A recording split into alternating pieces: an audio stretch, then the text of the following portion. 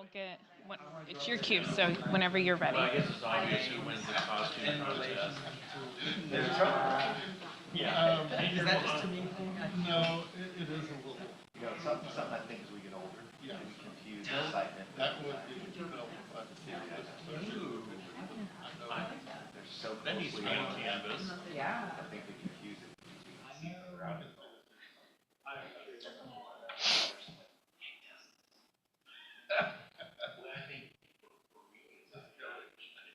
Hmm. Yeah.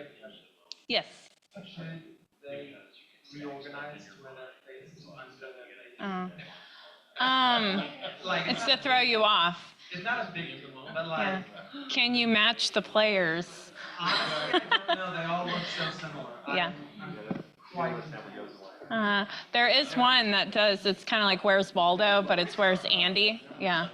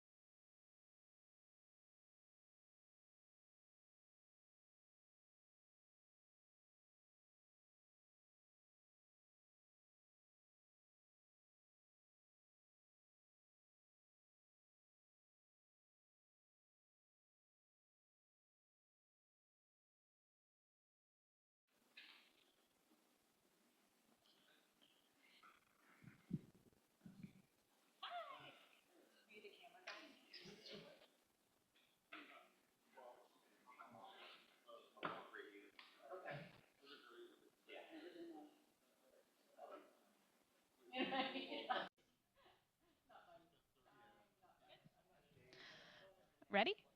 Okay. Good morning, everyone.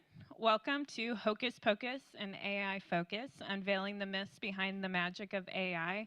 I think we all missed the costume memo besides one of our panelists. So before we get started, let's just give Andy a round of applause.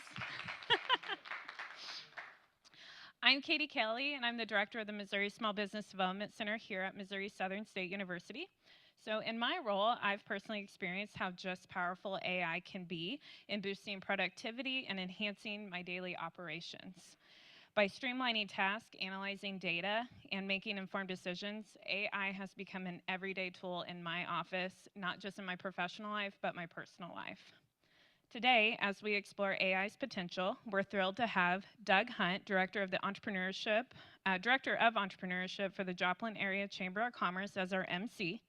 Doug brings an extensive background in fostering innovation and will help us dive into today's conversation. With me today, our panelists include Dr. Sarah Holtzen. Go ahead and wave. Dr. Holtzen is Assistant Professor of Management here at Missouri Southern University for the Plaster School of Business, who specializes in AI's role in education. Next, we have Andy Griffith, owner of SoloLink, who has successfully integrated AI into his business operations. Also joining our panel is Lori Lyerla, CEO of the Neosho Area Chamber of Commerce, who Lori is committed to community growth and will discuss how AI has not just helped her with her local business, but how she uses it in her role with the chamber. And then finally, we're super excited to have Allison Tillman, a forward-thinking student from Missouri Southern State University, who I'll just mention she graduates this December for you business owners out there that are looking for future employees. And Allison will offer a fresh perspective on AI's potential for the future. So let's dive into today's session and discover the true potential of AI. I'm handing it off to our MC, Doug Hunt. Thank you very much, Katie, and good morning, everybody. Are we bright-eyed and bushy-tailed? That comment dates me, right? So who are my business owners in the audience? Okay.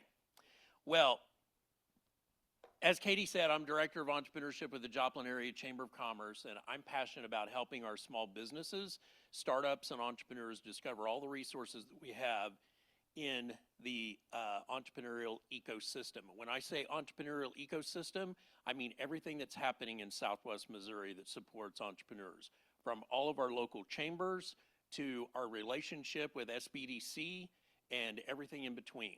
So there are resources now that really did not exist 20, 25 years ago, which means the risk that was there before, sure, there's still risk, but there's not as much risk as there used to be, and there's an incredible support system. And not only from a structured environment of our not-for-profits and what we have through the state, but individual companies that are focused on helping small businesses like Lowell Lane. And there's just so much available. So if one of the biggest factors in entrepreneurship where people don't make a step in that right direction is what? What keeps people from starting a business? Yes, fear. Fear is a liar. So if people understand what is out there and maybe what they're afraid of, if they knew that this entrepreneurial ecosystem was in place to help alleviate those fears, now they can make a more intelligent decision about the risks that they want to take. So thank you for letting me rant about that for a second, but I'm passionate about it. And one of the reasons I'm passionate about it is because we know data is data, numbers don't lie, and we also know that businesses in the United States, startup businesses that are 3 years old or newer, have created more than 80% of the full-time jobs in the last 3 years. So our entrepreneurs and people that risk in starting businesses, they are champions, they're heroes of our economy, they're our backbone to the economy, and we got to do everything we can to support our startups and small businesses, which is the segue into today's event.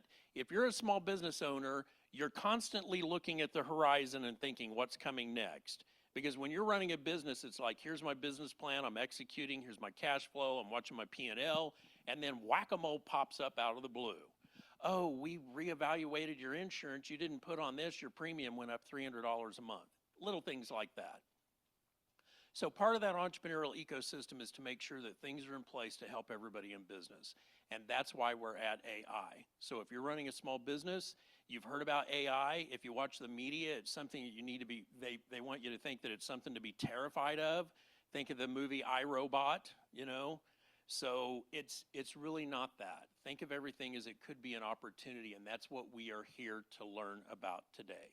So thank you all for showing up, and we're going to dive right into it with our questions, and we're going to have fun with it. So, and we're not going to like go down the line. We're just all having a conversation here, right? And our panelists are well versed in this. Laurie was the first person that told me about here's why you need to use ChatGPT, and we're just here to help each other out. Okay, you guys ready? All right. So let's dive into the questions. The first one I've got on here is understanding AI's boundaries and misconceptions. So I'm glad we're starting with that one because there's been a lot of people talking about, oh my gosh, AI is just going to run away and ruin the world. So debunking exaggerated claims. What's one AI capability that is often overstated in popular media? And why do you think these what am I stumbling on that for? Why, yeah. Exacerbations persist. Somebody please rescue me with the answer. I don't know. I guess I'll take one. Good academic writing, I think, is one that I hear a lot about. Students are using it to write papers. Yeah, some of them are, but it's not very good at it. And so if you've ever read a 5-paragraph email about why your student isn't coming to class, because yes, I've gotten those, AI is not great at mimicking human writing at a very detailed level. So that's a capability I would highlight. Mm-hmm. I think too, like the fear with AI, I think anything new. I mean, we don't ride buggies between towns anymore, right? We drive cars. It's innovation, which, you know, if you think with any change, there was buggy makers, but then they became car makers or things of that nature. So we'll create new jobs. Something that we talk about, because we sell AI solutions, is there's a major concern that AI is coming for our job, to which I like to say AI is not coming for your job. People using AI are. And it's not for me to create fear back. It's now a tool set that is here, and it allows you to do more in less time. It makes you more powerful. With that, I'd like to ask a question. How many people have actually used AI in the crowd so far? More Look than at last how time. much it was Yes. from last time. Oh my Last time we asked that, maybe 20, Oh, 20%, yeah, maybe? really. So it's still new, right? It's still in its infancy. It's only been, I like to say, publicly available for a couple of years. But you still, in my opinion, you have a competitive edge to start implementing it now and having fun. And that way you will start to create the leverage because, i.e., if you were, say, a mail carrier that did it by horses, that was a time and season versus now we have planes, trains, automobiles. You'll start to pull ahead against those who don't. So I think that's a misconception. Which that's an interesting segue because the next question was AI as a replacement for humans, and how do you respond to the fear that that's going to happen? I think you just touched on that. So, any of you want to input on that a little bit? I will just say, I'm always talking with members about the processes that they're doing, the struggles that they have. And so many times I can introduce them to a tool that may help them overcome that fear of public speaking or writing a reference or writing an ad or all of those things that that's what we see a lot. When someone has a small business or a business, they're usually a really expert at what they do. It may be building a widget, but they may not know how to market it, or they may not know how to do all the other tasks. So if we can show them that they can accomplish these things that they were having to maybe depend on someone else to help them with. All the time, we have a new receptionist, and yesterday I said we needed a bio on her, and to recognize her on social media, like tell us a little bit about yourself. And I said, do you use ChatGPT? And she's like, what is that? And I said, let me just show you. And so I showed her a few things. She used it. I said, tell it to ask you 5 questions about yourself that will help us write a bio for Facebook. And she's like, she's like, that is the coolest thing I've ever seen. And then it was funny because she went home that night, and I said, just play with it. Like, she raises dogs. I said, you can use it to help you name your dogs. And she came back, she's like, I played with that thing all night. So, I mean, it's becoming familiar with things that help you be more creative or help you just get through a process faster. So, like I said, for her, as a new employee, it's not going to, we laughingly said we have 3 people in the office, but it's really like we have 6, because now we can do some more tasks and we can do them faster and we can accomplish more for our members. So I think that mindset that it's going to replace the jobs, no, but it's going to make the people that, it's going to enable, like, I want my employees to understand how they could use it to do their job faster and better, because then we can accomplish more. That's an excellent point. If you referencing Jeffrey Moore's book, Inside the Tornado, that's not about weather, it's about business trends. And some of you may be familiar with it, but the bell curve, where you have the early, mid, and late adopters. So it reminds me of the conversation we're having in society now about that very thing, like, oh my gosh, I can write a great press release or what have you. Why would I want to use AI? Well, those of us that are old enough can remember that about the calculator. You know, it's like, what do you mean? I can do long division. Why do I need a little $10 box from CV, from Walgreens? But so it's almost like we're repeating that pattern. But it's also a good question, a good segue into our next question is human versus machine intelligence. What are common misunderstandings about AI's intelligence compared to human intelligence, and how does this affect how people view its capabilities? I'll dive in on that a little bit. It's not like it's a sentient being that's thinking on its own. You have to give it prompts for it to give you data back. So it still is waiting for you to actually tell it what you need or want. And also, what it gives you is only as good as the data set it's working with. I know, like, for example, some of the companies we work, we can create a personality that can talk to people through text and online, but we still have to teach and train it about that business. And I always put it in the frame of, imagine it's like a new hire, and when we roll out and go live, the first few weeks you're going to have to coach and train just like you would a new hire. So it's only as smart as the data it's working with and the parameters with which you're telling it to operate in. Like, what's its role, what are you needing? Or I think that was brilliant where you said, sometimes you're like, I don't know what to do with it. Ask it what it needs from you to do with it.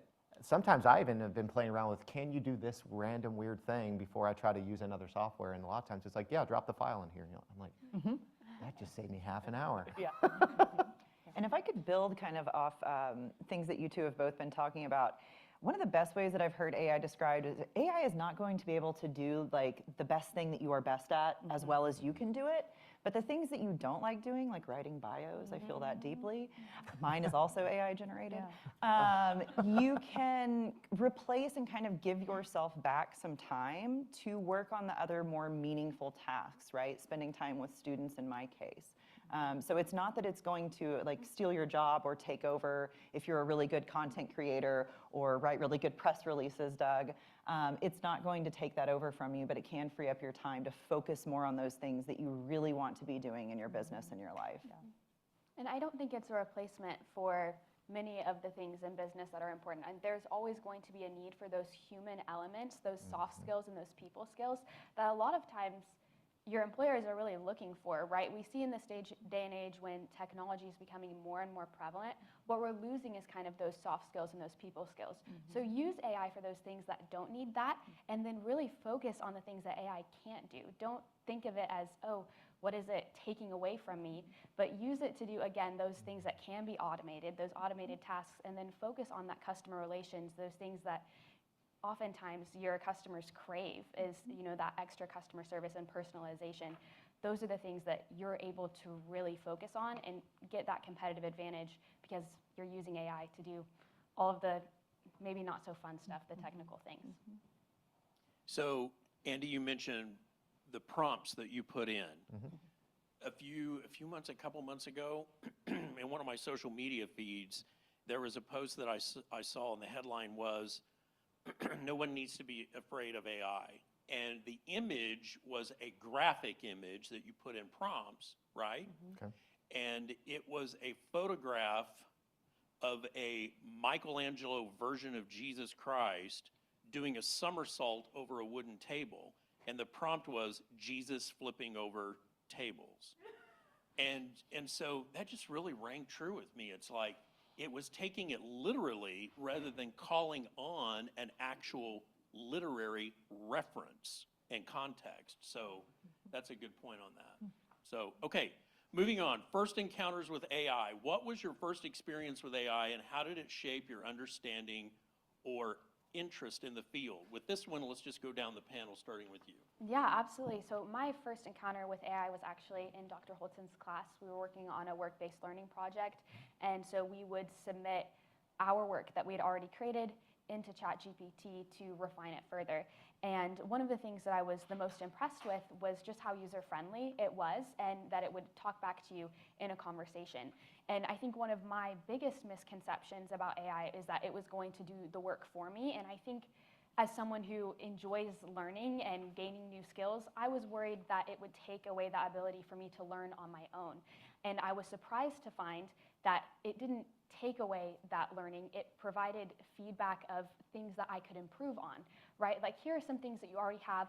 What if you looked at it from this angle? Or let's try adding this. And so I was still able to learn and grow. It didn't take away those learning opportunities for me, but it made it very easy to see my own work from a different viewpoint, and that was very helpful.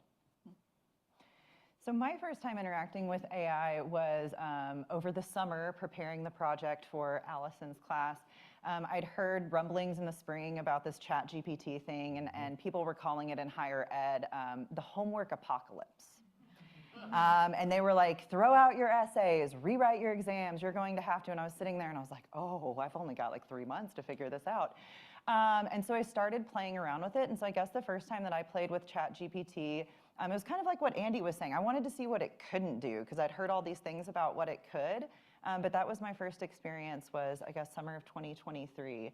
And I used it a lot to help build the project and try to figure out what skills I wanted to teach students, because that's really how I've approached my AI use. I am not a machine learning expert in any way, shape, or form, but I do want to make sure that my students leave my classroom prepared for the skills that are in demand by employers today. And right now, that is AI literacy. Yeah. So I have trouble remembering exactly what the first things that I was trying, but what I share a lot, and people, we did a lunch and learn on it a few months ago, and one of the things they were like, oh, I never thought about using it in my daily life, like just at home. And so that's what I tell people to experiment with. Like, are you trying to figure out what to fix for dinner? Or you have a certain ingredients, like you have chicken and you have cream and mushroom soup and you have a can of corn. Give me some options on how to fix that. And then you say, oh, well, I really want to have it done in 30 minutes. Or, I mean, you can just keep talking to it to keep adjusting. And if it gives you an ingredient you don't have, you can say, I don't have that. Is there a substitute for that? And so just playing with it like that. I also remember using it for very funny things, like Heather that works for me has chickens, and she had gotten 23 new chickens and was talking about needing names. And she was like, and I said, hey, I can whip out 23 names for chickens like that. And so using it creatively to just help that creative process, like I need 25 themes for Christmas parades, give me some ideas. For us at the Chamber, we're always, doing those creative things. And so, a lot of times that would be a sit down with my staff for an hour going through it, or not that we don't still do that, but we can have, you get weary in that creativeness. And so just to have some things in front of you and then expand on it. So like, I don't like those, you can just keep making it work. I want new ones. And now write me a marketing plan using those ideas. So that's what I would express to someone. If you're afraid of it, like, try it for some fun things. I need an apology letter to my husband because I didn't fix dinner or whatever. And like, it is really funny, like what you can have it create and utilize for that. So that's where I think it started, just to get used to how it operated and what it learned. Very similar. When it first came out, because we all heard OpenAI, and it went to like 1 billion users in record time. I think the first thing I looked up was like, how to bake a potato. I was like, the most random thing on my phone, just something, experimenting with it. And one of the things too, if you think about it, because right now we all probably go and look up how to do things. But then you actually have to click websites, filter through information, and choose which one you want it to be, versus you can put the app on your phone, ChatGPT, have free or $20 a month, which, I mean, if you think that's insane, the amount of power you have for a $20 monthly fee, where you can ask it anything.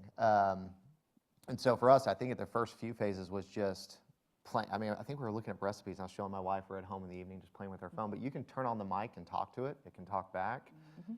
We had already been in automation, but we used to have to do like scripted responses. So like chat widgets on sites would be like, hey, thanks for reaching out. How can we help you? Real quick, what's your name? Like, it's a very, it would walk someone through any natural thing. But once that came out very quickly, we're like, how do we get this to respond through that channel and actually like communicate and talk with people? Like you said, it's mm-hmm. A mental note was, it's not what it's taking away. That's busy work that is important, but that allows the person that was doing that to actually meet more people face to face instead of having to do the responses. And even we talk about like apology letter. Have you ever gotten an email and you're like, how do I respond to this? Mm-hmm. Mm-hmm. Mm-hmm. Put it in there and you go, hey, I'm trying to respond to this. This is my tone. This is what they said. And it can give you some really, like, for me to write that would have taken an hour and a half, and I got it in 2 minutes. Yeah.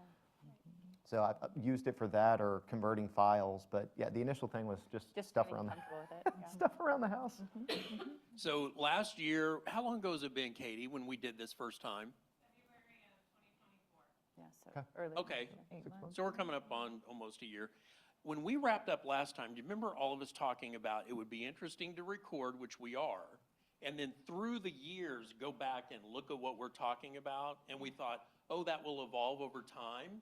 Well, here we are just, 8 months later, and look how much has changed, which is the next segue, and that is impact on career goals. So think about how we would have answered that 8 months ago to where we are now. And how do you all want to address that? Again, we'll go down this way and start with the HR folks. Yeah, so I think looking especially, I'm kind of entering the workforce and looking towards getting in a job, and so things like getting an AI certificate and HR data analytics, coding, all of those things are becoming much more important. And so for me, it's changed kind of the route that I want to take in my professional life, focusing more on the technological side, how I can use it to become a more competitive applicant. And so I think that's how it's changed my mindset in my career, is how can I use this to better myself so that I'm more useful to a company? What can I bring to the table, and how can I use AI to really enhance the skills that maybe I already have, and even bridge the gap in the skills that I don't have? Good. Before I talk about the impact it's had on my career goals, I want to briefly talk about Allison because she's being incredibly humble as usual. Allison just finished an internship. A local business professional wanted a student who could help. He really wanted someone with AI, and he'd attended the Business Advisory Council with the dean. We had a meeting back in March where Allison spoke about the presentation that she referenced kind of as her entry point into AI. And so he was looking for a student who could work on a long-term project. And so Allison actually spent, what, June is when you started on that? Yeah. And you just gave your final presentation last week? Yeah. But watching Allison progress and go from, because I was wondering, I think the first time you used GPT was the fall before, right? Yeah, very little experience up to that point. And so for me as an educator, watching the trajectory that it has taken her career has impacted my own career goals that I have for students, because I'm now telling students, you can no longer come to me and say, I don't know how to code, because that's exactly what Allison did. And she said, you know, I really think I need to know how to code for this. And I said, great, we need to call someone in who knows how to code. And she said, no, I think I can teach myself with GPT.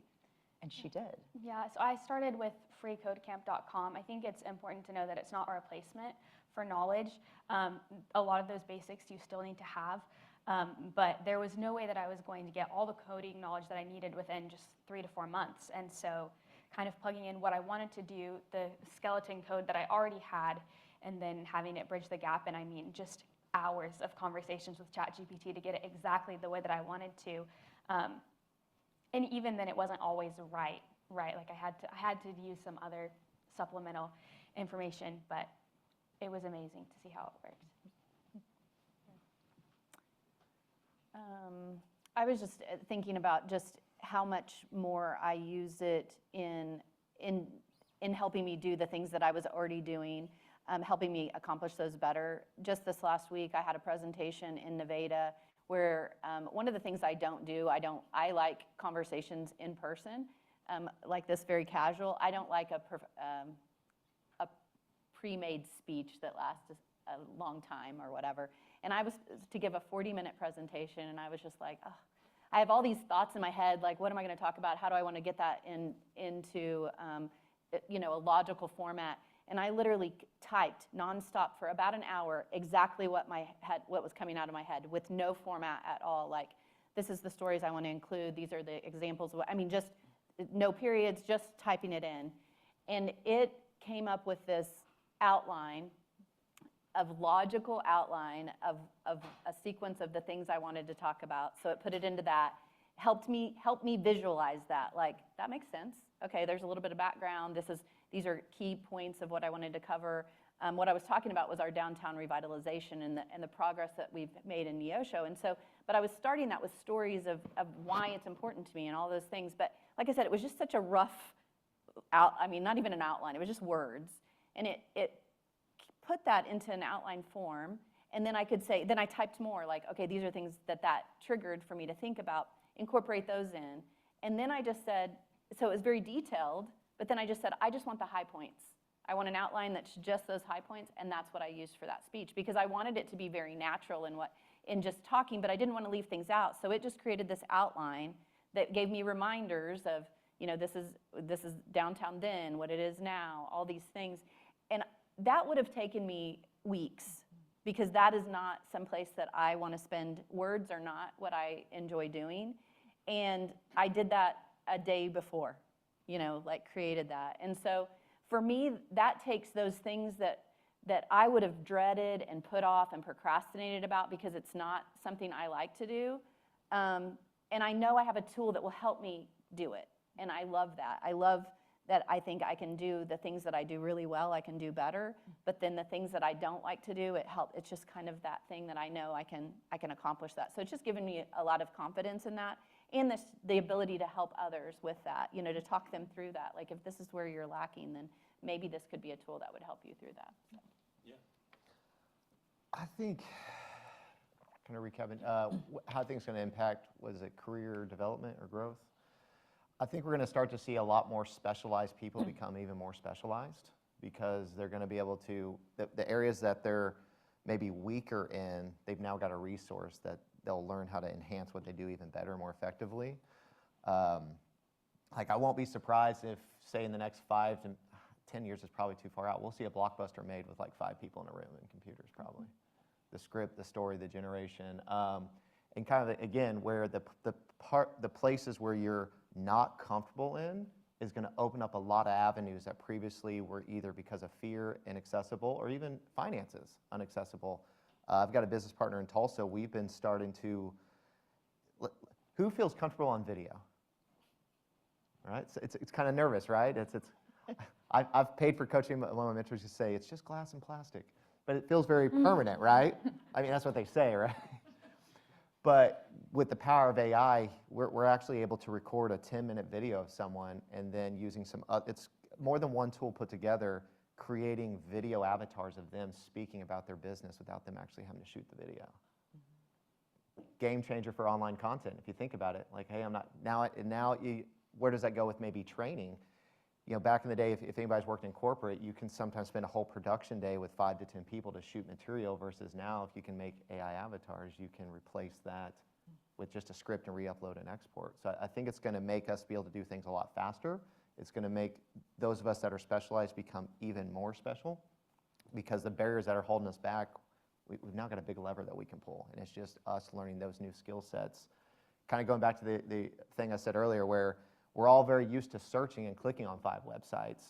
It's changing our patterns and habits of, now I have a source so I can ask and just gives me the info, and I don't even have to filter the information anymore. Man, those are all great answers. I want to touch on what you said, Lori, about how you're using that. So show of hands, who are the students in the room? Okay, the whole resume world is different now. Are you all aware of that? So it's all electronic and it's based on algorithms. So the days of just having a resume and putting it on cool paper and looking at it and say, I've got that done, that's gone. So every job you apply for now, you need to completely personalize it for that job you're applying for. Now think about how you're going to do that based on exactly what Lori said. So now you look at the job description. There's going to be keywords and phrases in there where they're describing exactly what that is. And then you can go back to ChatGPT and say, here's my career experience, put that into a paragraph that incorporates this word, this word, this word, and this key phrase, putting an emphasis on what they are emphasizing. And by doing it that way, then if it runs through their system on algorithms, what you just did is increase your probability of being top on that list. The pretty paper's not it anymore. We're way past that. So that's one way you can use it. Do the HR side want to talk on that a little bit?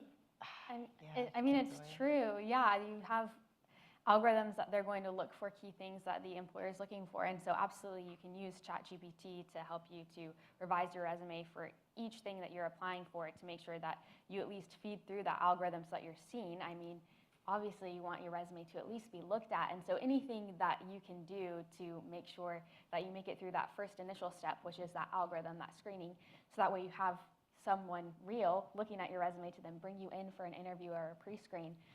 Those are absolutely things you need to do.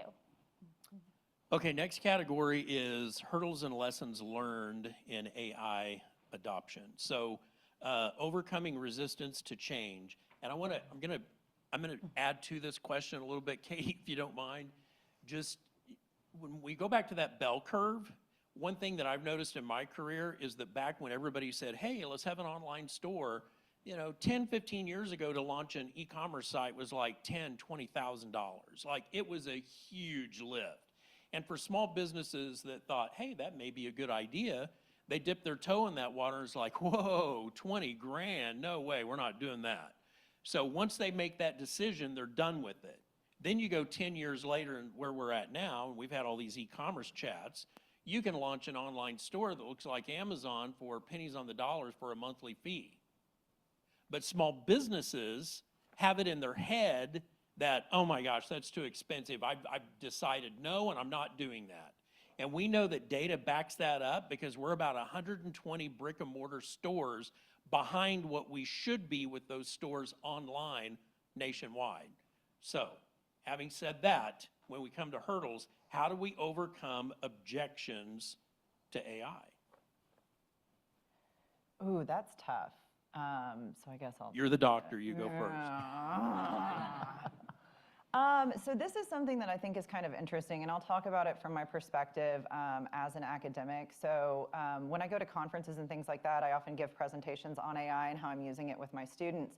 And you would think that like a lot of people with PhDs, we're all philosophical and stuff and would be totally into this, but that is not the case.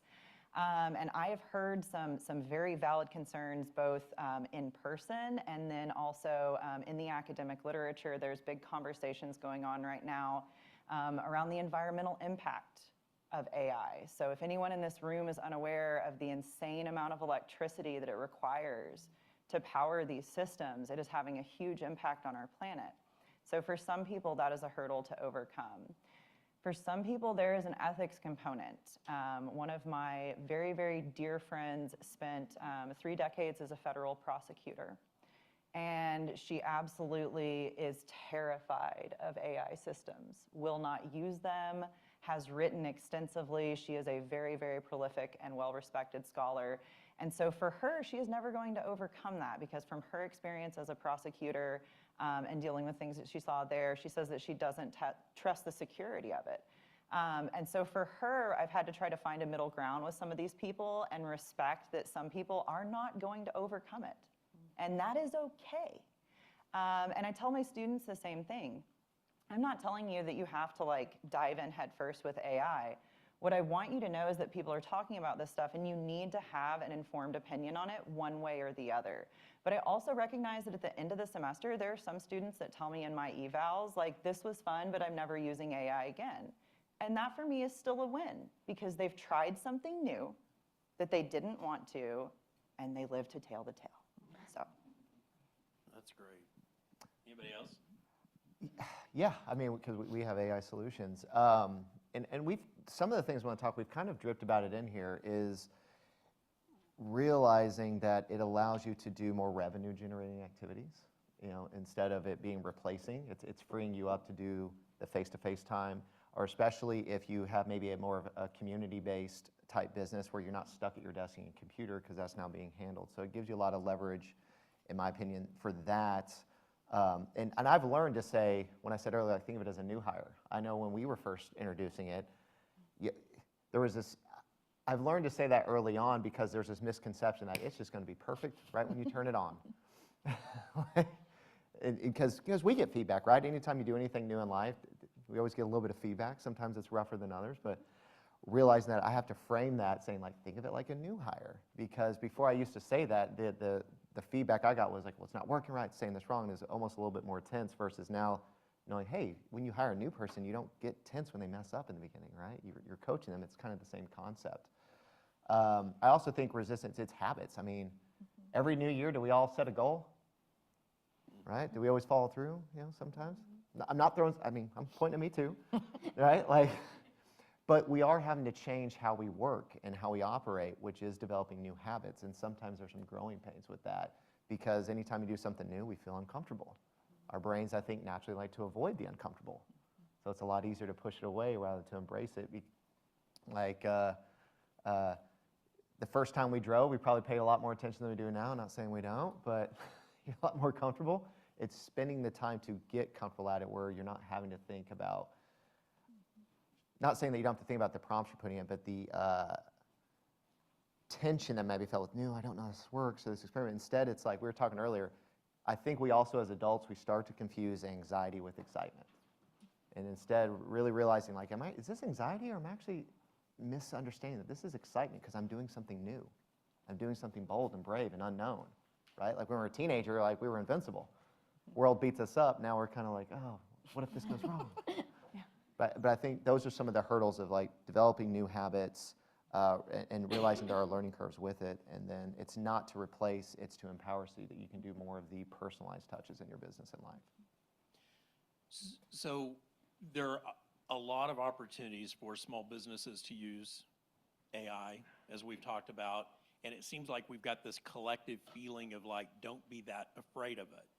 So I want to push back on that a little bit to add to this question, and that is, if if we continue to advance, and not just AI as we can use it, but AI for infrastructure, right? Back to your colleague, doctor, about how terrified they are. So when the calculator come out, I don't remember PhD or mathematicians talking about, oh my gosh, it's the end of the world. It was like, that's interesting. AI is different. So I think we need to address that. So if AI is going to get so smart that it can regulate traffic, you tie in the traffic signals, say in Houston, and for peak, and it's monitoring the speed of vehicles. So the goal is to maximize fuel efficiency and safety. Sounds great, right? Hey, let's do that. Well, in the last 10 years, we've all seen cyber attacks happen with people like Crowder College and the city of Joplin and AT&T. If they don't have a firewall that's working, what the heck's going on? So address, if you can, the fears of somebody that would say, that's great for a smart city, but what if somebody that hates the United States gets in and hacks and turns every signalized intersection in the United States to green for a solid 10 minutes? You are asking some tough questions this morning, Doug. I don't know. I mean, kind of going back to the fear thing, I think part of it is education, and someone spoke about this earlier, but understanding what's going on behind, kind of in the background with the models, because I think that is one thing that concerns me a little bit, is people will be very gung-ho. I was talking to some colleagues at a conference a couple of weeks ago, and a lot of people are really unsure about the ethics of using AI for research, right? Like if I collect survey data, I cannot then put that into ChatGPT to analyze, because that would violate my code of conduct with the Institutional Review Board, right? And basic research ethics. And so I think there are some instances, and I would say automating every traffic signal in the city of Houston would be a good example of something that you would probably not want to do, because there would be the huge potential for catastrophic loss of life if something were to happen. But I think it's understanding, again, kind of the common theme we've seen today, the situations where it is appropriate to use AI and where it's not, but really for people understanding what's going on in the background. I've heard some really concerning things, like you cannot use AI for grading. You should not be taking students' work and putting it into ChatGPT. It is unreliable. It is also unethical, because you are inputting students' data and then the model is training on that, the same way I wouldn't use research data. So I guess that would be my answer, is education and understanding when and where AI is appropriate, because the answer is it's not everywhere. So government, as we know, is reactionary, and I don't say that as a dig, but when something happens, then the government responds. So to your point, if something like that could happen, it would make sense to put legislation in place as a regulation in advance of something like that. So we've got people out there raising their hands talking about the dangers of AI, but there's not a monetary system in place in our free enterprise system to hire a lobbyist to get in front of legislators and say, here's the real danger, you need to create guardrails through legislation. That's not happening right now. So are any of you aware of anything out there like think tanks or anybody or foundations that are like, we've got to put some money onto this or into this so that we can educate our legislators? And if not, do you think that's a good idea? There was, you might know the law, but the one that was passed last year, that every organization has to have a CIO that specializes in AI. I haven't heard on That's that one. federal, But, yeah. But I know That's the mandate. Elon Musk, who, tech genius, he's spoken out against it being, I think he made a statement that if, I believe it was if the iPhone puts GPT in their OS, he will ban it from all his employees being able to use iPhones. Because, and even though he helped get OpenAI started before, whole backstory to that. But, I mean, because he has some valid concerns too about what all, like you said, should it be everywhere? I don't think it should be everywhere. Because you think like how connected your phone is, what all information, and especially if you're working in some of his specialized business industries, I'm glad you hit on that, because what you put into GPT, technically it is learning off of that. It's not yet. Eventually there's going to be somebody who has some sort of and I'm sure they're probably out there, but a private model that you can, for internal company infrastructures. But with that, yeah, I mean, I think it's, going back towards Elon Musk, I mean, having it in your operating system of your phones or traffic, and sometimes it, kind of playing the devil's advocate on both sides there, is could someone still hack our lights right now? I don't know how that's set up right now. Could that already be done? I'm not necessarily, I don't know what all those capabilities are, but I think if it's connected to the internet in some way, the potential of doing it could be done before it's even in there as well. Thank you for that. Let's go a little bit more lighthearted, okay? Slap and a hug. Yeah. This one is technical versus cultural challenges. Have the greatest obstacles been technical or cultural in nature, and how do you address them? I'll jump. For me, what I've found, I think it's more, I don't think that it's, I want to walk through this a little bit.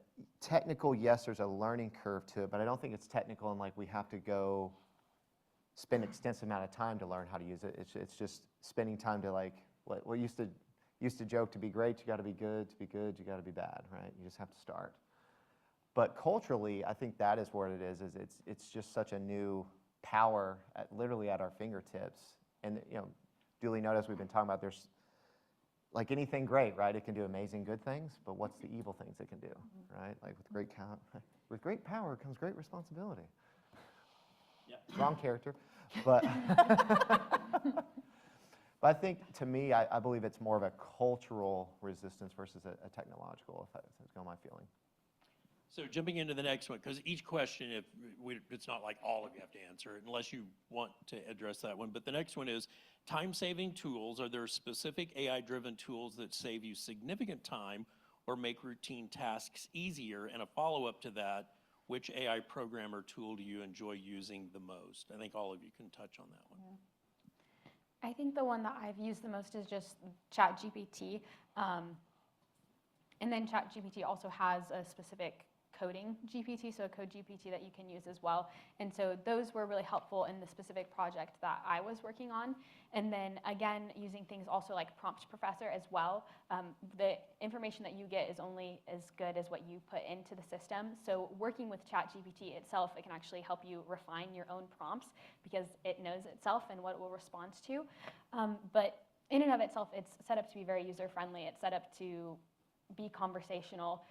And so it is really easy to learn, but the Prompt Professor, Code GPT, and then just ChatGPT 4.0, the ones that I've used most. For me, and I guess I'll start with some of the productivity things that I use it for. I use 3 different models mainly. When I'm working with students or doing work stuff, I use Microsoft Copilot. I'm one of the pilot users for the 365 model on campus that integrates across the different Microsoft apps. So over time, as I use it more and more, it's starting to train. So like it's learned that I coordinate the grad programs now, and it's like added that into my bio line when I talk about stuff. So I use Copilot for work, and my big productivity hacks are with the 365 model. In my Outlook, it is actually integrated, and it's integrated in every app. But I have a button called Draft and a button called Coach. And so if I get a really tough email, because I love writing, but I do not particularly enjoy tough conversations with people, especially when they're written. And so I will oftentimes use the draft function, and I don't even have to exit Outlook. I just push a button, and it will draft a reply to that message. And I can even say things like, please make sure that you keep the tone firm but professional, right? And then I can kind of tweak it. But for me, sometimes replying to those types of emails, getting started is the hardest part. It also has a coaching feature, which I really like. So if I do write an email on my own or work with it, I can hit coach, and it will give me feedback on things like my tone, my clarity. I can't remember what the third one is off the top of my head, but it gives me multiple bullet points under each one. I also use Copilot for PowerPoints now. So I was asked to put together a presentation with about 6 days notice using a bunch of Excel data on something that was pretty new to me. And I was able to go into Copilot and say, here are the files I want you to pull from, attach them, and it actually storyboarded an entire PowerPoint presentation that I then presented and made sure that everyone liked it before I let loose that was actually built by Copilot. Almost exclusively. I mean, I tweaked some pieces, but it did my data visualizations from my Excel data. It put everything together. I also use Claude quite a bit if I'm just writing or getting feedback for brainstorming. That's my favorite model for that. And then like Allison said, ChatGPT, I think one of the benefits there is it has custom GPTs in it now, and Prompt Professor is also one of my favorites. I'm not very good at writing prompts. And so I can go into Prompt Professor and say, I want to say X, Y, Z, and it will actually give me a better structure that I can then copy and paste into GPT. Very cool. I'm learning all kinds of things. So I use ChatGPT the most. And then the other things, I have a calendar called Motion AI that allows me to put tasks in. It feeds it, all my calendars feed into it, and then those tasks, it'll fit them into my day. And if I don't check them off, it keeps putting them there until I do it. And so that's been very helpful to me. But you know, with ChatGPT, I use it for a lot for the chamber. I use it for our boutique, and I don't even have to tell it now what I'm asking it to do. It just kind of intuitively knows that if I'm like, I need a post today about new arrivals, then I'm talking about the boutique. But it's remembering. It remembers what our hours are, what our, how we talk, and all of that stuff. And so it can just push out those, whether it's a Facebook post, whether it's content for an email. It can push that out. And I think you said it earlier. I'm not always just taking exactly what it takes. It's that start of that process to give you a format. I've always said, I've been in retail my whole life, and we've always had to write ads, so 30 or 60-second ads. It has always been easier if I'm like, can you send me last year's ad for the Christmas whatever, so that I have like a format for that. That's what I liken it to. You're not just starting from, it's the same way if you're writing some letter you've written before. Instead of just starting with a blank page, you're opening that past letter you've written. So that's how I kind of feel like I use ChatGPT. It gives me a base, and I take out lots of it and I change it, but then it just gives you a starting point to get your mind thinking, to remember, oh yeah, I should probably put a thank you. I think I'm more succinct in that I'm used to using text and emails. So sometimes I need more words instead of just thanks, got it.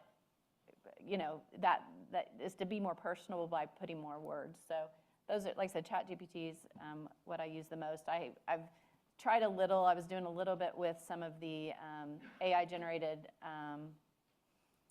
photos and graphics. I haven't found a good source for those other than just maybe giving some ideas of where to start on those. But the images don't always spell words very well. They don't spell words. Like, Don't great just- image.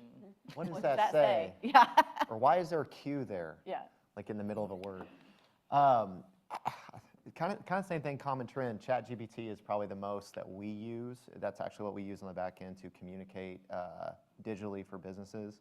Also a fun feature that we use, we do website designs when needed. A lot of times businesses have it, but I'm not a professional quote-unquote copywriter, but I like to think I know a thing or two about marketing, and so I can give it prompts with their business info and then telling it, like, you're the world's greatest copywriter for this. You've been hired to do a landing page around this niche. And then even, we all probably have industry icons we pay attention to. Write it in the tone of this person. And so, and sometimes I merge some personalities because I think they meet in the middle a little bit. And again, what would take me probably half a day or a day of writing, I can get it in 15, 20 minutes and then tweak it for a half hour and then send it off. Another really cool tool that's been on our radar lately, does anybody make video content here? Yeah, okay, couple. That's a job in and of itself, right? The editing and then pulling the clips to make the reels, make the shorts. There's this cool tool called Opus Clips. You can put in a YouTube video into it or upload your videos natively, but it uses AI to create your reels and shorts for you and even rates them on what it thinks is the best and by the hook and the virality score. And it will even add like the subtitles to it for you with emojis. So, I mean, what would take you 2 and 3 hours takes like 5 minutes, which allows you to then get your message out further, faster, to be on more people's radars. Yeah, like I said, that's a really cool tool that, spending hours editing video, or you have a video, we still have a video guy that does our editing, so he can do a really cool long video. Here's a pro tip in business, right? Because you can build a Taj Mahal, but if no one knows you exist, they don't know to come through your door. So video content is, you can do a weekly video for YouTube. YouTube's a search engine. but then you can take that to get your reels, shorts, and clips, and then even the thumbnails of it, and you've almost got a week of content from one video being made.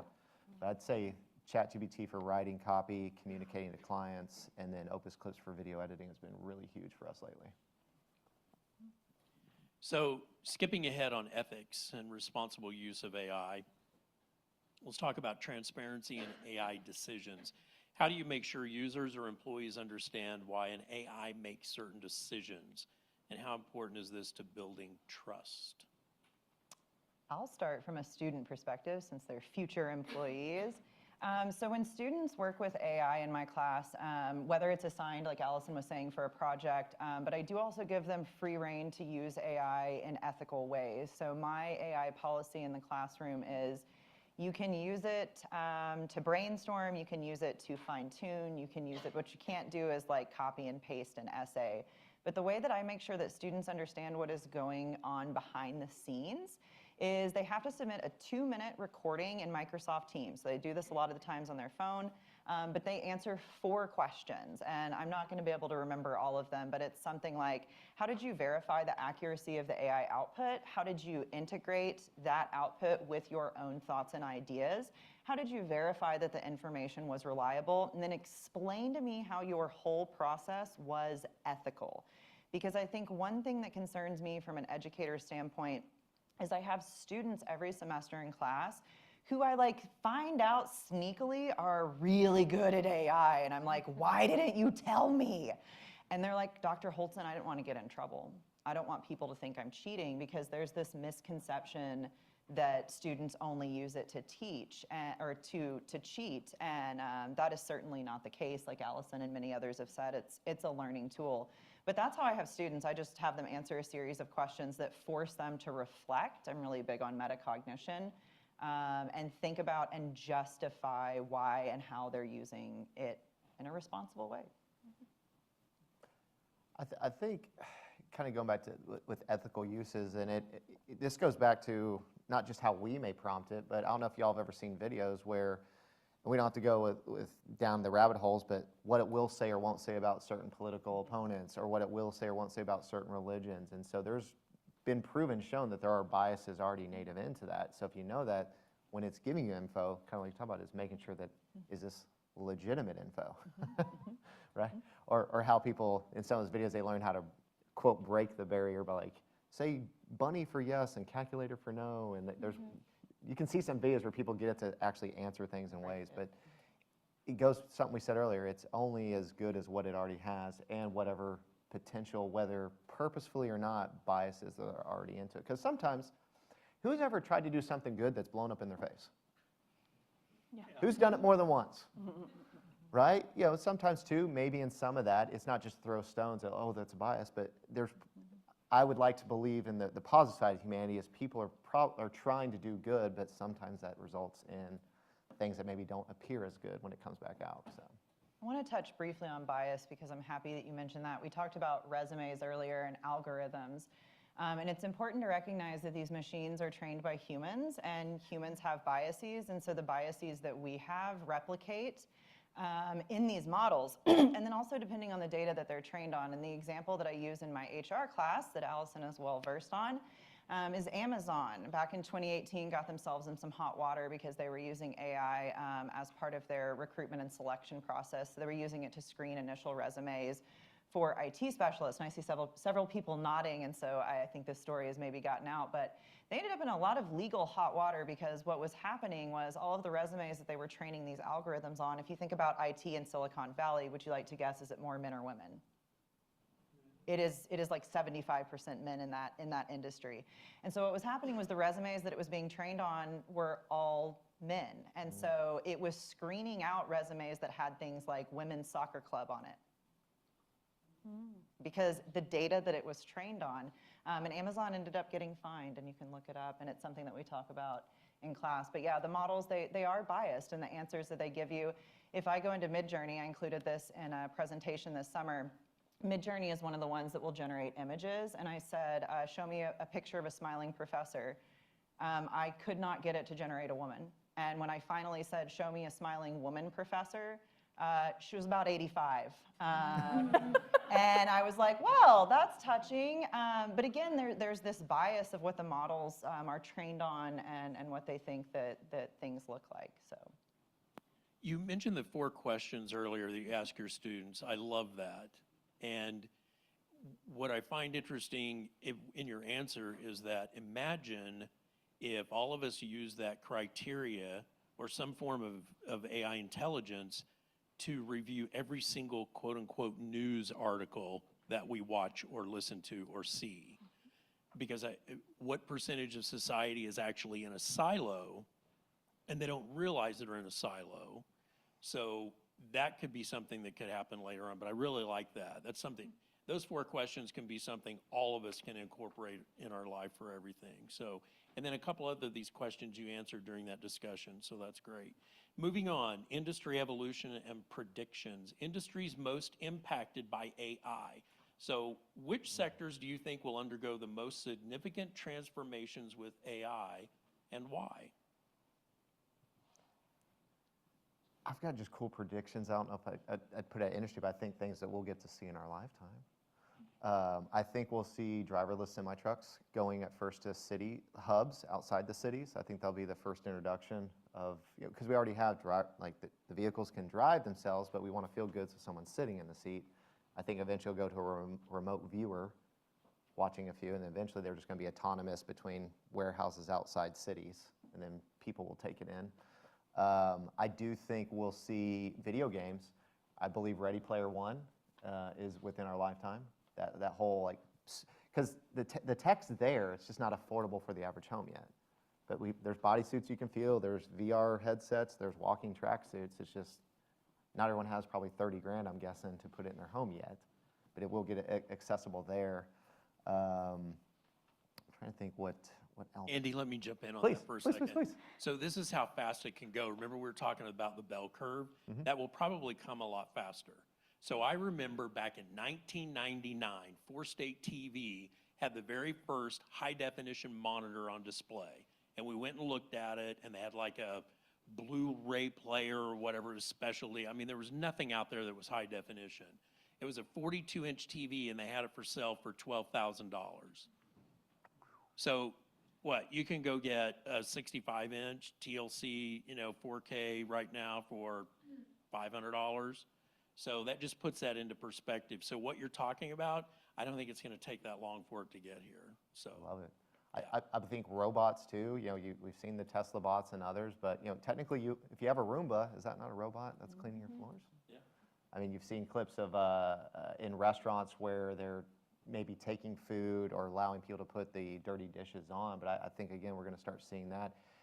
And like anything new, it will revolutionize workforce, but it also creates jobs to build the robots, program the robots, charging station. With anything new, it creates new opportunities as well. But I think that those are things we'll see. And imagine like the power of healthcare, of knowing that people that maybe need more personalized assistance, and sometimes there's labor shortages. It isn't so much that, it's going to take all the jobs. Not everyone always wants to do all the jobs per se. And so it's going to start to fill some of those gaps. And I think in our lifetime, lucky for us, I think that'll be something that we might get some benefits of, to have something that can help take care of us, so we're not always dependent on just if a person's available to meet our needs in a potential health care concern as we're older. And I want to pick on healthcare real quick, because Please. one of the interesting things, we've talked a lot about how AI can help you do the things that you're not very good at. How many of you all have dealt with a physician who maybe had a less than great bedside manner, you felt? Okay. If you haven't, oftentimes people who are really, really super smart maybe don't have the best people skills. And so I think it's really interesting, some of the studies that I'm reading coming out of healthcare, where they're trying to use chatbots and things like that to interact with patients. And patients are actually rating them as more warm than the human physician. And so again, it's like we can retain the human for the things like the diagnostics, right? And actually the specialized knowledge that comes with having gone through medical school. But things like communicating that in a way that is compassionate and not just walking in your room and saying like, you've got this, and then walking out. Those are the things that we can use AI for. And I'll tell you one thing that I think is most interesting from an HR perspective is when AI first came out, everyone was talking about the automation piece and these kind of lower skilled jobs and the effect that it was going to have. And actually, the industries and the careers that are being most impacted are the creative fields and the high skill ones. Marketing, right? Digital, all that stuff, all the creators out there, that has been totally impacted by AI, I think, in ways that nobody really anticipated. But I think with that too, earlier about, was it your friend that was a lawyer or judge? You know, Prosecutor. some of the colleagues that we work with in the creative fields that do like clip art and things like that, and make those cool shirts, there's been some cases where they're using our material to generate new images, which is taking away from us being able to sell them. And is that a breach of IP, you know, intellectual property? So there's some fun, I say fun, fun things that they're going to have to litigate and create what are those rules and boundaries around. It's true. I mean, I always say I'm lucky to be a business professor, because if you go ask someone who teaches English, they're like, oh, AI. So I think I'm fortunate to be in an industry that it is a skill that's in demand, but it's important to recognize that that's not the case everywhere. And I think that's something too to keep in mind, is not everyone is going to be as jazzed about it as you are.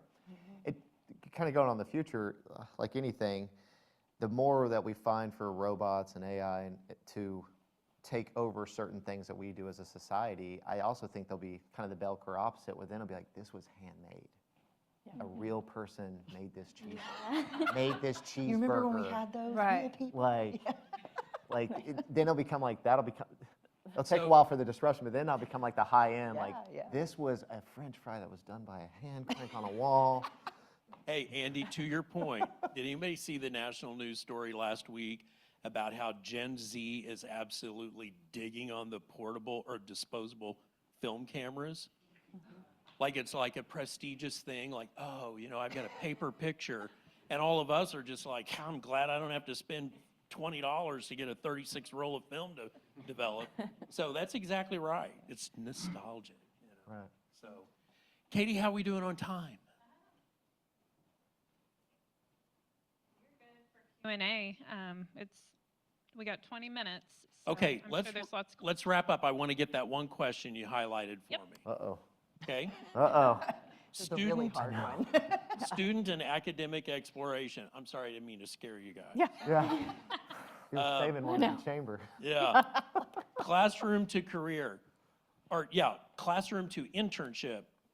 How has your experience with AI in the classroom prepared you for using it in a real-world internship setting? Are there specific skills or tools you learned in class that have been particularly helpful in applying AI in your internship? Okay, well, that one's for me then. You picked Thank up you. on that cue. Yeah.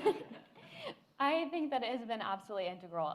Being able to be first introduced to AI in the fall. And I think my initial fear, again, like I said, is that it was going to be a replacement for knowledge and learning. And one of the things that I think is absolutely the coolest part about AI is that it kind of reminds all of us that you are never done being a student, right? I have loved college, I love school, I love learning. And one of the things that I've held on to is that when I go into my career field, I'm not done learning. I can continue to learn with AI. I mean, it is shaping the business world, it's changing the business environment. And so we all have this opportunity to continue to learn and grow as it learns. And we've talked, I think, a lot about the fear of it and what are the potentials, what can it do? And I think sometimes that keeps us from diving in to those things. And for me, one of the things that helps me to fight my own fear is to get some actual knowledge about those things. And so if you're feeling those hesitations, if you're feeling those fears, start researching. I mean, start learning about it. It's not a question of what is AI going to get here and what's it going to do? It's already here, right? So it's here. What am I going to do about it now? How am I going to use it to improve myself? And so being able to, I think, do things that aren't even necessarily in my wheelhouse. Dr. Holton mentioned I've used it to code and build kind of like a website and a database for a company. And I have no business coding. I have absolutely no business knowing how to do that. And so being able to learn that takes some very small bit of knowledge that I had to plug that into ChatGPT and have it coach me through those things, to be able to continue to build on my own knowledge. That was amazing. It's things that have taken me, it's made me aware of what the possibilities are in myself. And so I hope that for all of you to look and see these things that you think you can do, these maybe the boundaries that you've set for yourself, you can break those down with AI. The things, your limits are not your limits anymore, and it's because of AI. Awesome, thank you. So we're going to go into Q&A now to wrap up, but I just want to say for you small business owners that are here, thank you for investing in your time. Time is critical if you're owning a small business, and everything you're looking at and thinking about is what is your ROI. So we hope that what you've learned here today, if that shaves off 10, 20 seconds on a repeating thing that you're doing every day, think what that does for you at the end of the year, right? Time is money, gives you more time to strategize. Having said that, I want to have a round of applause for the SBDC and Katie and her team for putting this program together.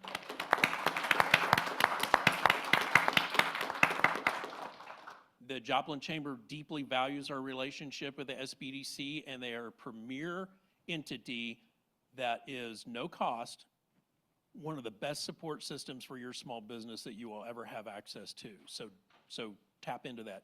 MSSU training dot what? Com. Thank you. All right, Q&A. Katie and I are going to work the room. Who's got a question? One right there. Okay, so make sure before you speak, we do have a live audience and this is being recorded, so wait till we get to you with the microphone. So let's start off with the student. Hi. So like she said, I'm a student. So I've used ChatGPT for a couple of assignments. Now my question, it gives you the option to log in or log out. If I were to create an account, would it save all of the information that I put in, or does everyone that uses ChatGPT, does all of that get used for everyone's stuff? Does that make sense? Mm-hmm. Okay. You could maybe talk about this because that's one of the features you've leveraged. Yeah, so the more that you use it, it learns the information that you put in. So I worked with it pretty extensively on this project over a few months. And so it would get to the point where I would start a new conversation, but it would remember our past conversations. And it got to the point where it was actually using emojis in our conversation. So it'd be done, and it would send me a smiley face. And I questioned it. I was like, oh, you've never used emojis before. Is this a new feature? And it said, no, it's not a new feature. We've just been working together for some time. So I figured we could be more friendly, right? And so it's cool to see. It does learn you. It learns your conversation. So within your own account, you can save different conversations and return back to them later. And it's, again, learned from what you've put into it. So be aware that it is your own information. It's only as good as what you've put in, but it can remember the projects you're working on. Yeah. Next question. Hello, not a student. I am curious though, what is the #1 way that you've used ChatGPT or some version of AI in a non-business, non-productive use? I'll give an example. So recently been in a kind of a self-development thing, and I was feeling a lot of anxiety over a certain decision that I was making. And I, am a little bit, processing of the emotions being difficult. And so I actually used it to kind of where does X kind of operate in the body, and then work backwards into how am I processing my emotions. Wow. And I was actually quite phenomenal at it. What is the most creative and most personal, unproductive use of AI that you have experienced in your usage, as all of you have used it quite a lot? I was talking about it with my new staff member, and one of the uses I used it for last Christmas was on Christmas Day when I'm getting ready for my family to come later in the day.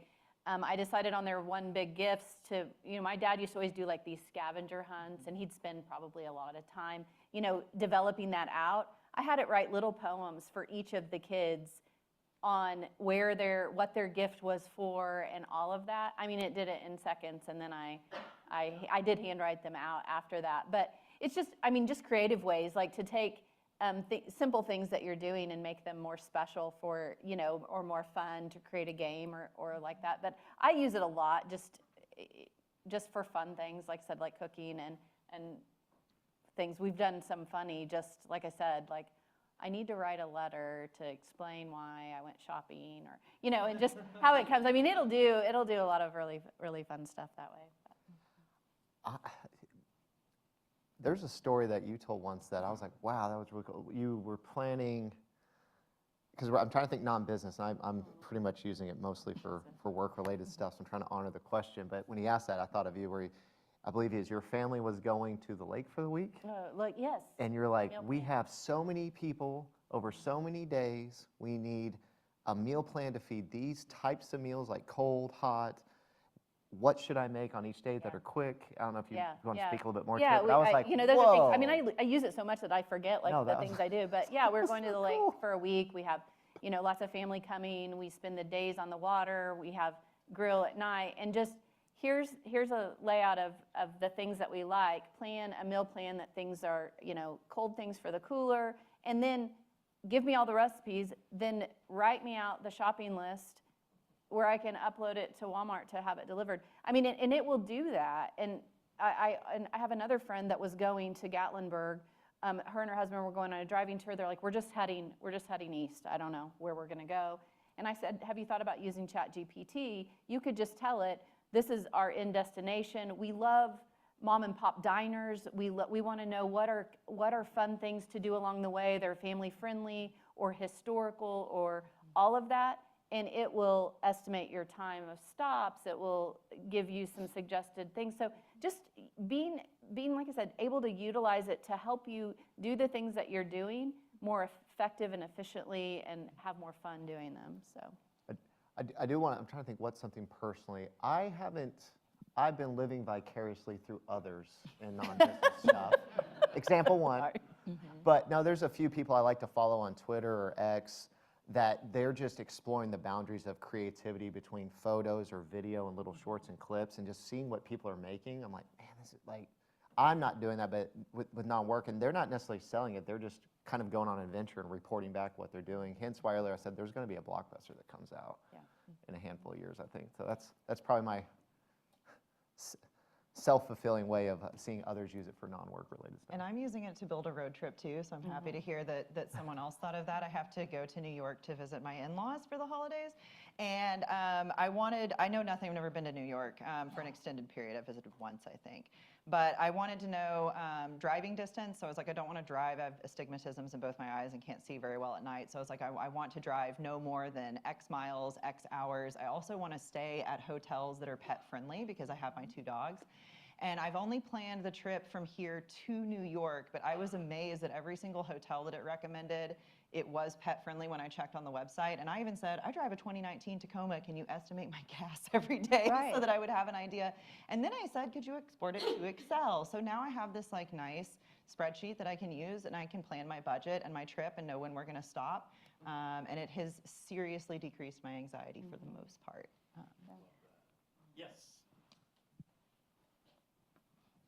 Andy, you kind of touched on this a little bit, but my question is, right now I'm using the free version of ChatGPT. Is it worth paying, and what benefits do you see on that? You get the most advanced models. Totally worth paying. I mean, you get the most advanced models because anytime they're doing new ones, you can, sometimes they do like, I don't know what their terms is, but like test or feature or preview mode, so you can actually experiment with their newer versions of it. I haven't heard so much recently now where people aren't able to use the free, but there have been those times when there was like, come back later unless you have a paid account, so that way you weren't like, oh shoot, I have to wait, or keep hitting refresh hoping. I definitely think, because, and to be mindful, $20 is an investment of time or money, but can that help me produce more than $20 more back in value with the time it saves me? Is that a one-time $20 or monthly? Monthly. But yeah, with that, I totally think it's that, because I don't think it's so much getting onto it now is the problem, but you can also explore the advanced models before they become public, which sometimes gives you a lot better results. It's pretty interesting. Like, you'll do one in their 40 version, and then there's another ones, because it'll show you how it's thinking, and you can tell it's actually spending more time developing its responses on some of the advanced models that are in preview mode right now.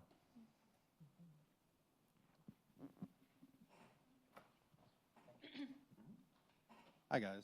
So I'm a student as well as in development of opening up a small business. So Dr. Holtzen, you had mentioned that you use Microsoft Copilot that integrates well with the Microsoft 365 domains, and then Lori, you had mentioned using Motion AI for your calendar. Do you know of any models that are in place that integrates well with other business softwares, for example, QuickBooks? Wow, if it would do QuickBooks, man, I'd be set. It probably can. I mean, that would be a huge thing. QuickBooks Pro, by the way. Yes. Mr. Lowell. You know, you see parts of AI in things like we use Canva all the time, and it has an AI. A lot of, and I'll use some of those. I still think, like, I think ChatGPT gives a broader, you know, it's a little more focused, but I think they are building it in, but man, I don't know about QuickBooks, but I'll be checking that out now. Yeah. So in QuickBooks, and I use QuickBooks Online, I don't use desktop, but it is AI based. So it is actually trying to learn your processes. So for example, if I write a check, and whatever, well, when I go to write a new check, there is an option where it say, hey, you can repeat that. So if I write a check to Lori for the chamber, and it's a monthly thing or whatever, well, it can pick up on that. So when I go to write another one, it'll assume that I'm writing that check again to that same thing. So you can turn that on or off, by the way. I turn it off. But the point is, it is AI based. So when you're categorizing transaction or whatever, I mean, if you categorize a transaction for your utility bill, well, it may just not know the next one, so it just assumes. And so anyway, so it is AI based in that way. I don't know if that helps. But. Which even makes it more important that you have to verify that, you know, it's saying that this is a utility bill, but if that's a contractor payment and you're just clicking, it knows the thing, and you do that, I know me and Lowell both have gotten in a handful of situations where you go into a business's books, and that's prevalent as heck. So it is such a convenient tool. Like you said in your presentations, verify the information more than anything else. There is a tool. Has anybody ever heard of Zapier or Zapier? That is, because you know, you probably heard a lot of different tools today and things come out. Zapier, I call it Zapier, but I hear other people call it Zapier. I could be wrong, but I call it the digital duct tape. It connects tools that don't talk natively to each other. So there's a lot of times where you can have a CRM or a software that a company uses in another tool, and there's a way that Zapier can connect them to feed data back and forth that you were manually exporting, importing. Or you can create triggers. When this happens here, I want it to be updated in, say you use Trello or Asana or Monday for like project management, but you have a CRM with your customers in, that when this happens here, it triggers an assignment to team members on my task, or even yourself. Like a lot of times it's setting up processes that you don't have to think, right? You do the upfront work of building it, and then you don't have to think, you just show up and execute. I was wondering if you could address, excuse me, in the future for younger people, if there might be AI burnout, because I know it's insidious, it's in everything. It's like my daughter, Snapchat, all of a sudden she's like, I have this AI thing that I can't get rid of and I hate it. Do you think there's going to be burnout for the younger generations? Nobody likes the Meta AI thing that came out when Facebook did that, or at least what I saw, everyone's like, give me back my search bar.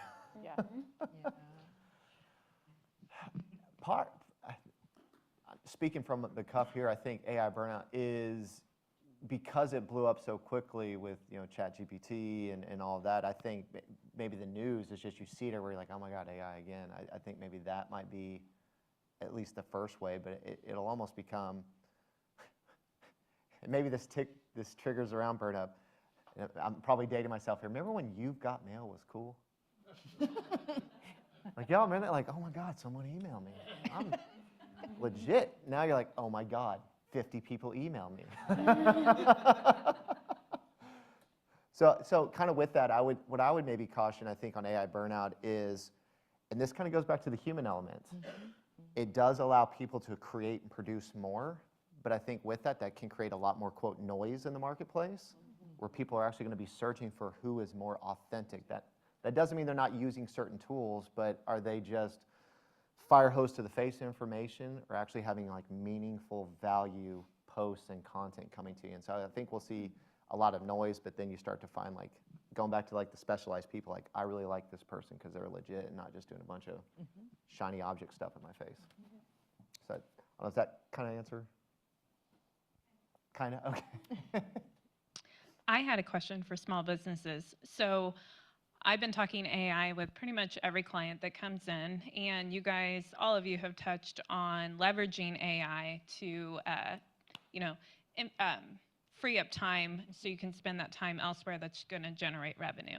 So for our small businesses in the room that maybe are contemplating, do I take that step, whether it's towards automation on answering, questions on their website or the phone, what would you recommend to them if they are in that stage where they want to take the leap, but they don't know where to free up the time to give up control, right? Because it is their business. They wear all the hats, and giving up control is a scary thing when they've built it. So what advice would you give to them that are in that stage?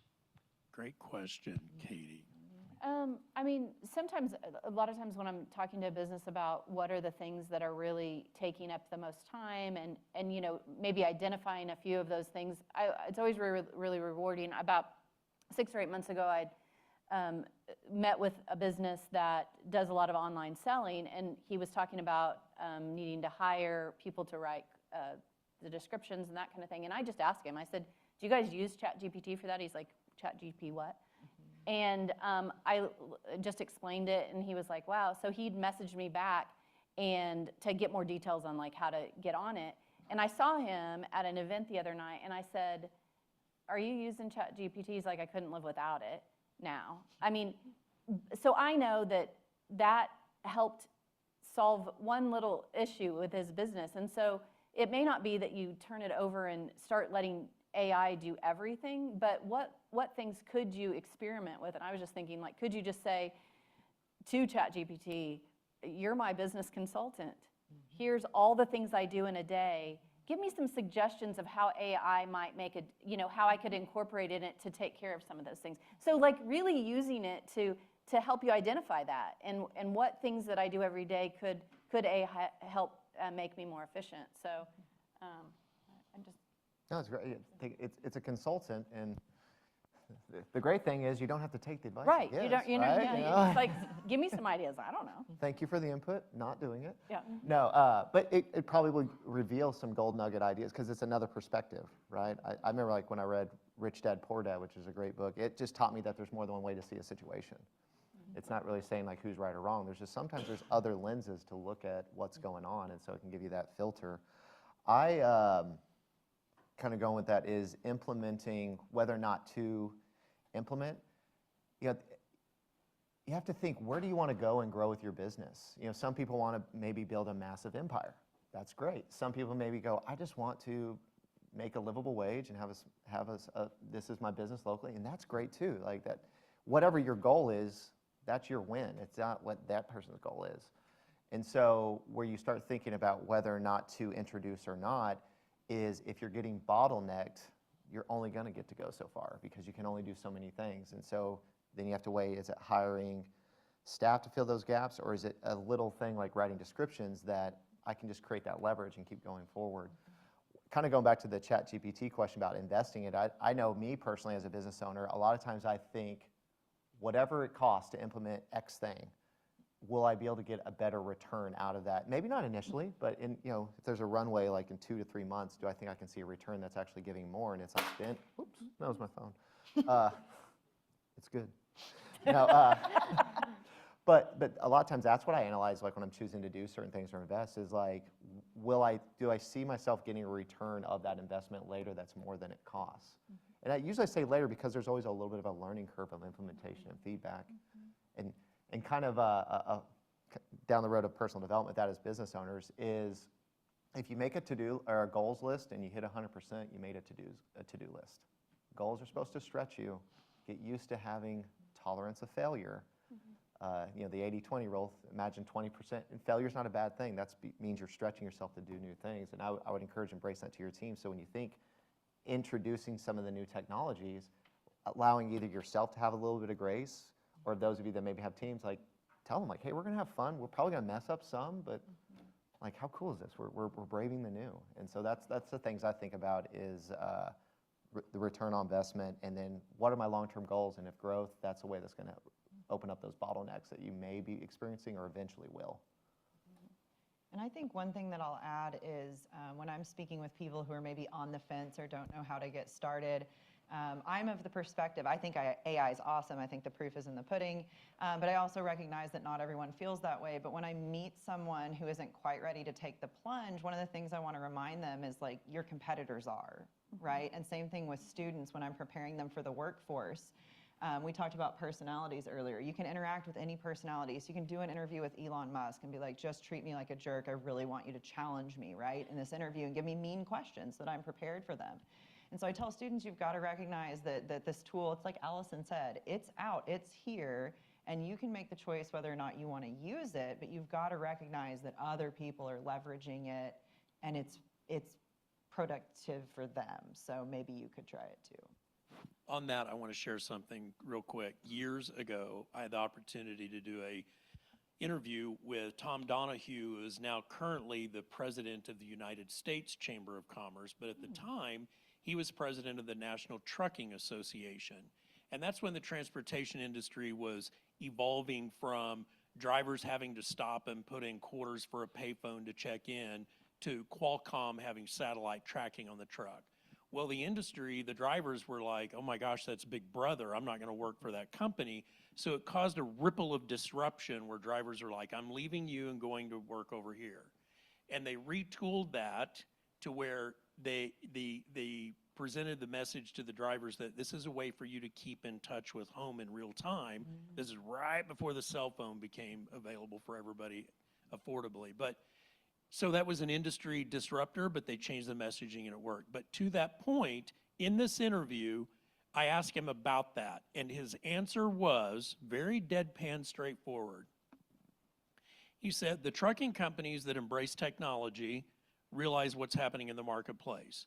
And the companies that don't, nobody's going to be mad at them. They're just not going to be around. And it was just, I mean, wow, mic drop. And sure enough, there were some companies that did not want to adapt, and they went out of business. So, good point. We have one online question if we have time. So Robert asks, it was mentioned early on that AI isn't great at reproducing human writing in detail, yet almost if not every panelist has referenced utilizing AI for things like writing an apology letter, responding to challenging emails, and chatbot interactions. Can you reconcile those two observations that appear mutually exclusive at first blush? Absolutely. So I think one thing that we've all emphasized is that you cannot just copy and paste the output. I was also approaching when I said it was not good at academic writing. That is a very different style of writing than business writing. But even emails, right? Like I said, I use it a lot of times for drafting emails. It's not great, but it gives me a framework, but it will still repeat itself multiple times. I'll have to tweak things, edit it out. It will use words that humans just don't use, right? And it's like a red flag to the person I'm sending it to, like, hey, I wrote this with AI. So it's not good at writing if you just take the output that it gives you. Now, I do think that probably the next time we have this panel, it might be better. But I hope that reconciles the differences, and shout out for using mutually exclusive. I don't know if you guys have anything to add. Time for more questions? Well, we can wrap it up since it's 11 and I want to be mindful of everybody's time. But if you guys want to stay and answer more questions, I'm fine to stay. But I just want to thank everyone that if they do have to leave, it is 11. And want to thank Dr. Holtzen real quick because do you want me to talk about the document you shared or you want to talk about it? You can share, yeah. Okay, Dr. Holtzen was kind enough to share with me, to share with you, leveraging artificial intelligence and kind of like a how-to guide. So if you did sign in and I have your email after attending today, that document will be shared with you. And I just want to thank Dr. Holtzen. She shared it on campus and with students as well. So if we just want to thank her and give the whole panel a round of applause and our wonderful MC.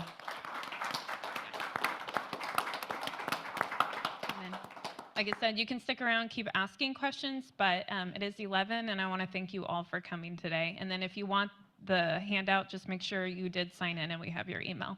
So. And thank you, Katie. Mhm.